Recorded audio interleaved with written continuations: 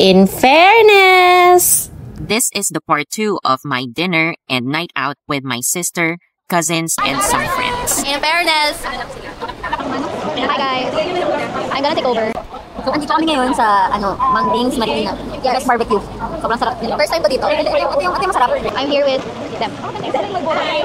Today we're going to eat here at Mangdings. This is masarap daw yung mga barbecue nila dito. So, we're gonna try. First time namin dito. Meanwhile, habang naghihintay ng aming order, nag-a-appetizer na si Ate Bianca. After a few, isa-isa na rin dumating yung mga food namin. Tapos ito na maalat to.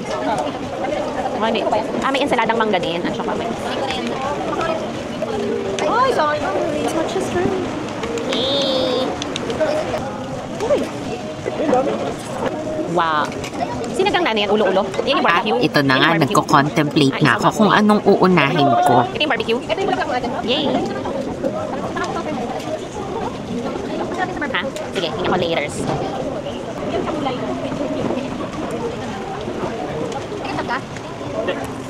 Same. Mataas ang cholesterol ko eh. Same. Ayaw nga pala ng doktora. Mataas ang cholesterol.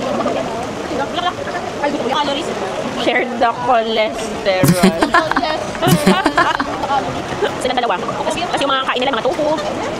Pag nagre-restaurant kami, tofu ang order eh. Gulay.